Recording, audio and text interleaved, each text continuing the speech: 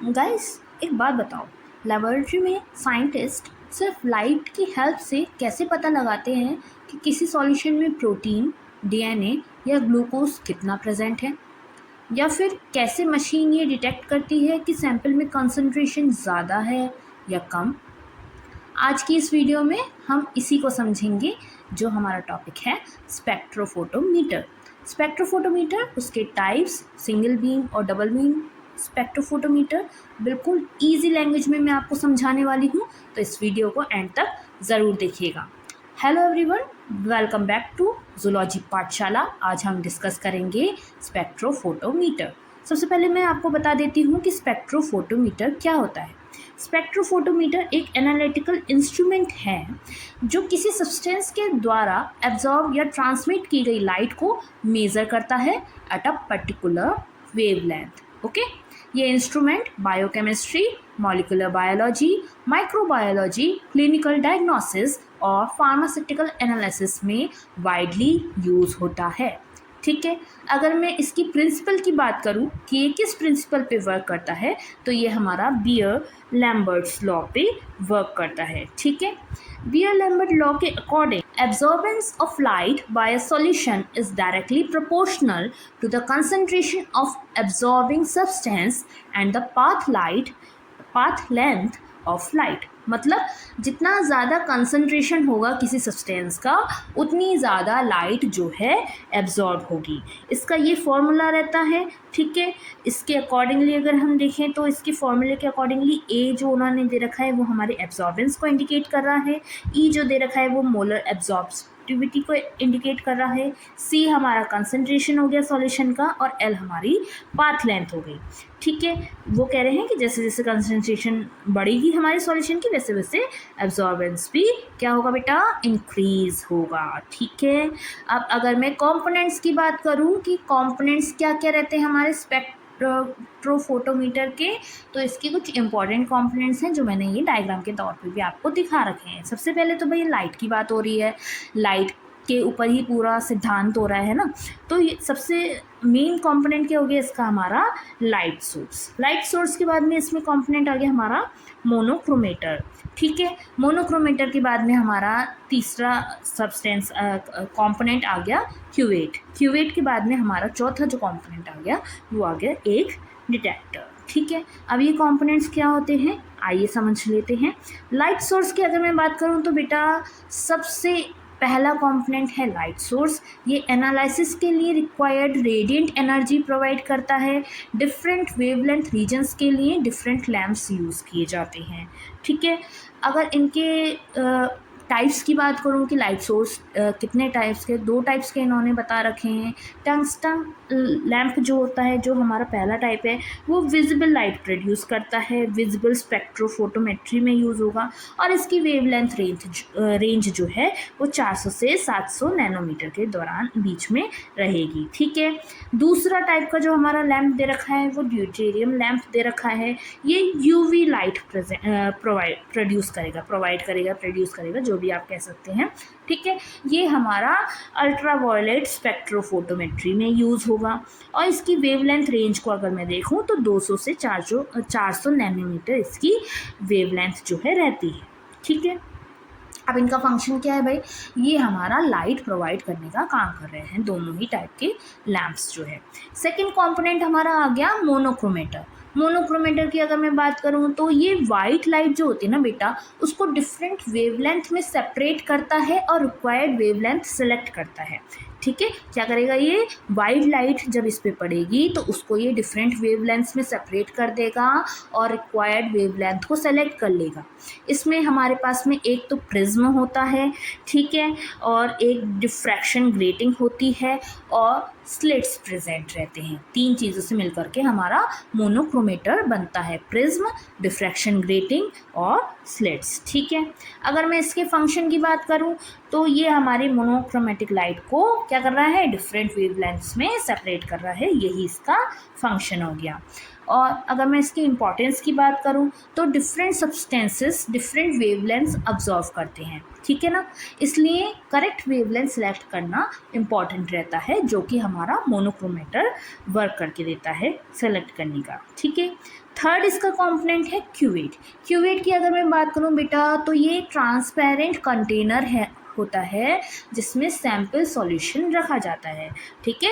Sample solution जो है जिस पे हम टेस्ट करने वाले हैं कि उसमें प्रोटीन, ग्लूकोज, डीएनए वगैरह क्या प्रेजेंट है, कितनी मात्रा में प्रेजेंट है, जिस पे ये टेस्ट होने वाला है, उसको जिसमें रखा जाएगा, जिस कंटेनर में रखा जाएगा उसे हम क्यूवेट बोलते हैं, ठीक है। ग्लास क्यूवेट जो होता है वो हमारे विजिबल रीजन के लिए यूज़ होगा। क्वार्ट्ज क्यूवेट जो होगा वो हमारे अल्ट्रावायलेट रीजन के लिए यूज़ होता है, ठीक है। फंक्शन की बात करूँ तो भाई ये अपनी लाइट को पास होने देता है उस सॉल्यूशन में से, यही इसका मेन फंक्शन है। अगर मैं इसका इम्पॉर्टेंट पॉइंट की बात करूँ क्वार्ट्ज क्यूवेट्स का, तो क्वार्ट्ज क्यूवेट जो होते हैं वो यूवी अल्ट्रावायलेट स्पेक्ट्रोफोटोमेट्री के लिए इसलिए प्रिफर किए जाते हैं, इसलिए यूज़ करे जाते हैं क्योंकि जो ग्लास होता है वो अल्ट्रावायलेट लाइट को एब्जॉर्व कर लेता है, इसलिए उसमें क्वार्ट्ज क्यूवेट का यूज़ किया जाता है, ठीक है। फोर्थ कंपोनेंट जो होता है हमारा स्पेक्ट्रोफोटोमीटर का वो होता है बेटा डिटेक्टर। डिटेक्टर की अगर मैं बात करूँ तो ये एक फोटो सेंसिटिव डिवाइस है। क्या है? Photo sensitive device. Detector transmitted light को डिटेक्ट करता है और इलेक्ट्रिकल सिग्नल्स में कन्वर्ट करता है। क्या काम करेगा ये? जो हमारे ट्रांसमिटेड लाइट है उसको डिटेक्ट करेगा और इलेक्ट्रिकल सिग्नल्स में कन्वर्ट करेगा, ठीक है। कॉमन डिटेक्टर्स कह लो या टाइप्स ऑफ डिटेक्टर्स कह लो तो हमारे 3 टाइप के डिटेक्टर्स दे रखे हैं उन्होंने, photo cell, photo tube, photo multiplier tube, ठीक है। अगर मैं इसके फंक्शन की बात करूं तो अभी जैसे मैंने बताया क्या काम कर रहा है, ये ट्रांसमिटेड लाइट को डिटेक्ट करता है और इलेक्ट्रिकल सिग्नल्स में कन्वर्ट करता है। इतना सा आपको इसमें लिखना पड़ेगा बस। अगर मैं फिफ्थ कंपोनेंट की बात करूं तो उसमें हमारा आ गया amplifier and display system. Amplifier और डिस्प्ले सिस्टम की अगर मैं बात करूं तो डिटेक्टर के सिग्नल्स एम्पलीफाई होते हैं और जो स्क्रीन होती है, डिस्प्ले सिस्टम होता है, उस पर एब्जॉर्बेंस या ट्रांसमिटेड वैल्यूज़ जो हैं डिस्प्ले होती हैं उसके ज़रिए, ठीक है। इसका फंक्शन क्या हो गया कि यह हमारा जो सैंपल है उसमें क्वांटिटेटिव मेजरमेंट जो है बता रहा है कि एब्जॉर्व कितनी हुई लाइट या फिर ट्रांसमिट कितनी हुई लाइट, उसकी वैल्यू जो है ये डिस्प्ले करने में, बताने में मदद करता है, ठीक है। वर्किंग ऑफ स्पेक्ट्रोफोटोमीटर की अगर मैं बात करूं बेटा तो बहुत इजी वर्किंग रहता है इसका, ठीक है। इसकी वर्किंग बहुत इजीली आपको समझ आ जाएगी। सबसे पहले क्या होता है, लाइट सोर्स से लाइट एमिट होती है, ठीक है। 2 टाइप के हमारे लैंप बता दिए मैंने आपको, एक तो विजिबल लाइट वाला, एक यूवी रे लाइट वाला, है ना। फिर वो लाइट कहाँ जाएगी? मोनोक्रोमेटर पे जाएगी। मोनोक्रोमेटर एक स्पेसिफिक वेवलेंथ उसकी सेलेक्ट कर लेगा, है ना। फिर मोनोक्रोमेटिक लाइट जो है हमारी सैंपल पे पड़ी, जो सैंपल हमारा क्यूवेट में रखा हुआ है उस पे पड़ी, ठीक है, उससे पास होती है। सैंपल कुछ लाइट या तो एब्जॉर्व कर लेगा या तो ट्रांसमिट कर देगा या उसको, है ना। तो जो रिमेनिंग ट्रांसमिटेड लाइट होगी वो हमारी कहाँ तक पहुँचेगी बेटा? अब डिटेक्टर तक पहुँचेगी। डिटेक्टर क्या करेगा? उस लाइट को इलेक्ट्रिकल सिग्नल्स में कन्वर्ट करेगा और फाइनली जो इलेक्ट्रिकल सिग्नल्स से कन्वर्टेड अमाउंट में जितना भी होगा वो हमारा एब्जॉर्बेंस या ट्रांसमिटेंस जो भी होगा वो उस डिटेक्टर की स्क्रीन पे जो है कि डिस्प्ले हो जाएगा। बस इतना सिंपल सा वर्किंग है, बहुत ईजिली है। आप डायग्राम देखोगे, डायग्राम से ही आपको माइंड में फिट हो जाएगी कि इसकी वर्किंग हो कैसे रही है, ठीक है। अब अगर मैं इसके टाइप्स की बात कर लूँ बेटा कि स्पेक्ट्रोफोटोमीटर के टाइप्स क्या क्या होते हैं, तो इसको हम 2 टाइप्स में पढ़ेंगे। 2 टाइप के होते हैं ये। सिंगल बीम स्पेक्ट्रोफोटोमीटर, उसका डायग्राम मैंने आपको यहाँ पे दे रखा है। सिंगल बीम से ही आपको समझ में आ रहा होगा कि इसमें एक ही लाइट यूज़ हो रही है। और डबल बीम स्पेक्ट्रोफोटोमीटर, इसमें क्या हो रहा है, दो अलग अलग लाइट्स जो है यूज़ हो रही हैं। ठीक है। सिंगल बीम स्पेक्ट्रोफोटोमीटर की अगर मैं बात करूँ तो बेटा इस इंस्ट्रूमेंट में सिर्फ एक लाइट बीम यूज़ होती है, जैसे कि अभी मैंने बताया है ना। इसमें क्या होता है, जो हमारा ब्लैंक सॉल्यूशन है और जो सैम्पल सॉल्यूशन है उसको सेपरेटली मेज़र किया जाता है। सेपरेटली मेज़र करने का मतलब हो गया कि पहले हमने ब्लैंक सॉल्यूशन को लाइट डाल के देखा कि वो कितना एब्जॉर्व कर रहा है, कितना ट्रांसमिट कर रहा है। फिर हमने अपना सैम्पल सॉल्यूशन रखा, उस पे हमने सेम लाइट डाल के देखी, सेम वेवलेंथ की डाल के देखी कि वो कितना एब्जॉर्व कर रहा है, वो कितना ट्रांसमिट कर रहा है। ठीक है, इस टाइप से इसमें हमारी वर्किंग जो है चलती है। डेफिनेशन मैंने यहाँ पे आपको दे रखी है, आप इसको एग्जाम में यूज़ कर सकते हैं। A single beam spectrophotometer is an instrument in which a single light beam is used for measuring both blank and sample separately। separately word आ गया ना, मतलब कि अलग अलग जो है कि हम इसको मेज़र कर रहे हैं। ठीक है, अब आगे देख लेते हैं। इसका अगर मैं कंस्ट्रक्शन की बात करूं तो इसमें हमारा light source, monochromator, cuvette holder, detector और डिस्प्ले यूनिट, जैसा कि हमारा सिंपल स्पेक्ट्रोफोटोमीटर का भी डायग्राम था, सेम एज इट इज़ इसमें भी हमारा रहेगा। सेम कंपोनेंट्स इसमें भी हमारे रहेंगे। इसमें जो हमारी एक ही बीम है ना मोनोक्रोमेटिक लाइट की, वो हमारी सिस्टम के थ्रू पास होगी। ठीक है, अगर मैं इसकी वर्किंग की बात करूँ तो सेम वर्किंग रहेगी। इंस्ट्रूमेंट को ज़ीरो एब्जॉर्बेंस पर सेट किया जाएगा। उसके बाद ब्लैंक सैंपल रिमूव करके सैंपल सॉल्यूशन इंसर्ट किया जाएगा। फिर लाइट सैंपल से पास होती है और डिटेक्टर एब्जॉर्बेंस मेज़र करता है, जैसे हमारा नॉर्मली स्पेक्ट्रोफोटोमीटर की वर्किंग बताई मैंने वैसे ही। ठीक है, यह आपके स्टेप बाय स्टेप इसमें लिखे हुए भी हैं, आप इसको देख सकते हैं। अगर मैं एडवांटेजेस की बात करूं कि सिंगल बीम स्पेक्ट्रोफोटोमीटर के एडवांटेजेस क्या होते हैं बेटा, तो सबसे सिंपल कंस्ट्रक्शन जो है सिंगल बीम स्पेक्ट्रोफोटोमीटर का होता है। बिल्कुल ईजिली आप इसको अंडरस्टैंड कर सकते हो, समझ सकते हो, है ना। और लो कॉस्ट भी होता है। डबल बीम स्पेक्ट्रोफोटोमीटर से बिल्कुल चीप कॉस्ट कह लो, बिल्कुल कम मतलब खर्चे में ये हमारा जो है कि काम कर देता है। ईजी मेंटेनेंस होता है इसमें, क्योंकि बहुत कम कंपोनेंट्स होने की वजह से इसको मेंटेन करना, मेंटेनेंस रखना इसकी ईजी होती है। ठीक है, रूटीन लेबोरेटरी वर्क्स जो होते हैं उनके लिए ये सूटेबल रहता है। जो बहुत ज़्यादा मात्रा में लेबोरेटरी वर्क हो रहे हैं रूटीन तौर पे, उनके लिए हम इसको यूज़ कर सकते हैं। साथ ही साथ में इसके कुछ डिसएडवांटेजेस भी होते हैं बेटा। डिसएडवांटेजेस की अगर मैं बात करूँ तो ये लेस एक्यूरेट होता है। ठीक है, ये चीज़ पूछी जाती है कि सिंगल बीम और डबल बीम में से कौन सा ज़्यादा एक्यूरेसी मतलब रिजल्ट्स देता है। तो आपको पता होना चाहिए कि डबल बीम स्पेक्ट्रोफोटोमीटर जो है उसकी एक्यूरेसी ज़्यादा अच्छी होती है हमारे जो सिंगल बीम स्पेक्ट्रोफोटोमीटर है उसके मुकाबले। ठीक है, अब अगर मैं इसकी बात करूँ तो इसमें टाइम भी जो है बहुत ज़्यादा मात्रा में लगता है। क्यों? क्योंकि भाई उन दोनों सैम्पल्स को, ब्लैंक सैम्पल को और सैम्पल सॉल्यूशन को, ब्लैंक सॉल्यूशन को सैम्पल सॉल्यूशन को सॉरी, हम जो है सेपरेटली मेज़र कर रहे हैं। सेपरेटली बार बार मतलब कि बदल करके देखना पड़ रहा है हमें, एक ही बार में हमारे दोनों की रीडिंग नहीं हो रही है। तो टाइम कंज्यूमिंग प्रोसेस हो गया ना, है ना। और इसमें फ्रीक्वेंट कैलिब्रेशन नीडेड होती है, मतलब कि हमें बार बार कैलिब्रेट करना पड़ता है सिस्टम की सारी वैल्यूज़ जो है हमारी ज़ीरो पे सेट करनी पड़ती है ना। पहले हमने ब्लैंक सॉल्यूशन रखा तो हमें ज़ीरो पे कैलिब्रेट करके सेट करके रखना पड़ रहा है। फिर हमने जब उसको निकाल करके हमारा सैम्पल सॉल्यूशन रखा तो फिर हमें कैलिब्रेट करके उसको रखना पड़ेगा। तो इसमें कैलिब्रेशन टाइम भी ज़्यादा होता है, नीडेड रहता है, मतलब कि बार बार कैलिब्रेशन करना। ठीक है, अगर मैं डबल बीम स्पेक्ट्रोफोटोमीटर की बात करूं बेटा, तो इस इंस्ट्रूमेंट में लाइट दो सेपरेट बीम्स में डिवाइड होती हैं। ठीक है, इस इंस्ट्रूमेंट में लाइट जो है दो सेपरेट बीम्स में डिवाइड होती है।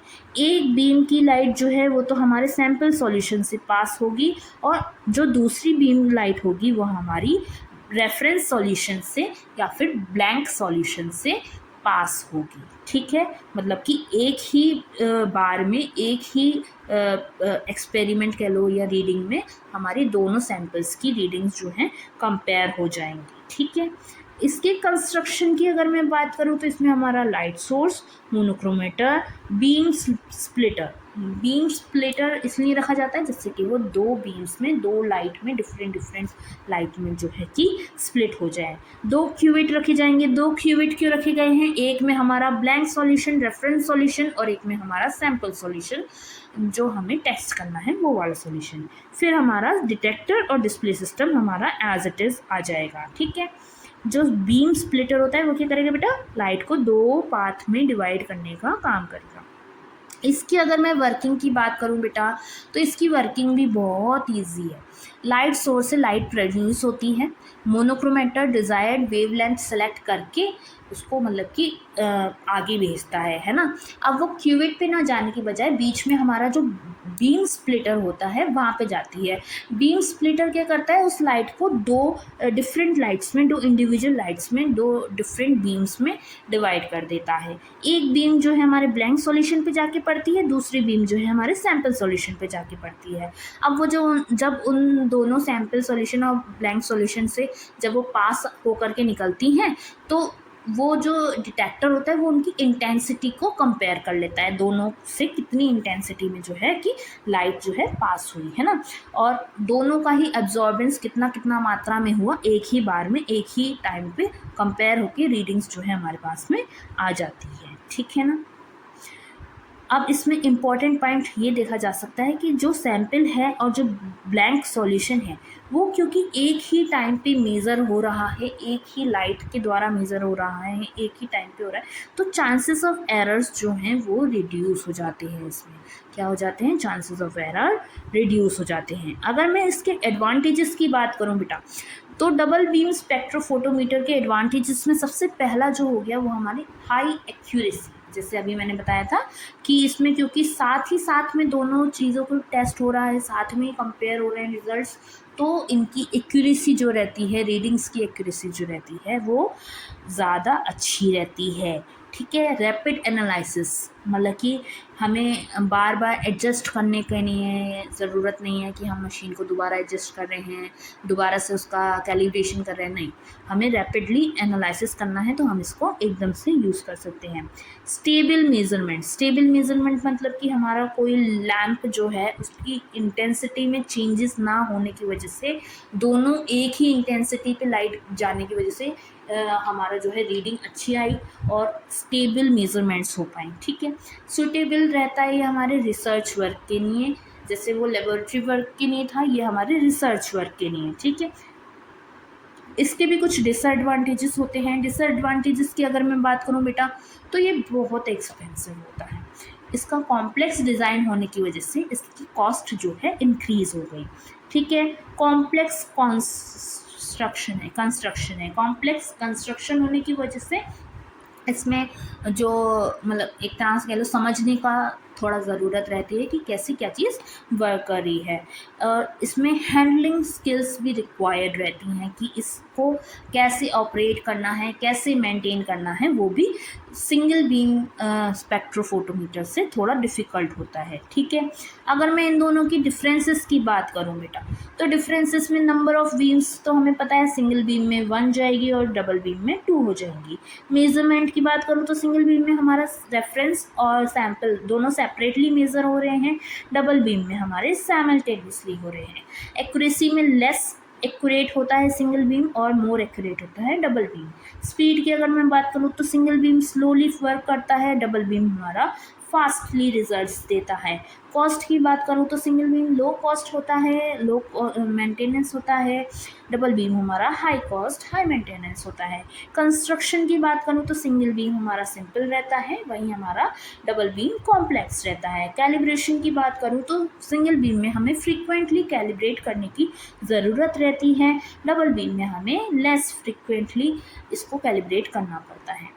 कंक्लूजन अब हमारी आज की वीडियो का क्या रहा बेटा, तो आज हमने डिटेल में समझा कि स्पेक्ट्रोफोटोमीटर क्या होता है, उसका प्रिंसिपल क्या होता है, उसके कंपोनेंट्स क्या होते हैं, उसकी वर्किंग कैसे होती है और उसकी टाइप्स क्या क्या होते हैं। ठीक है।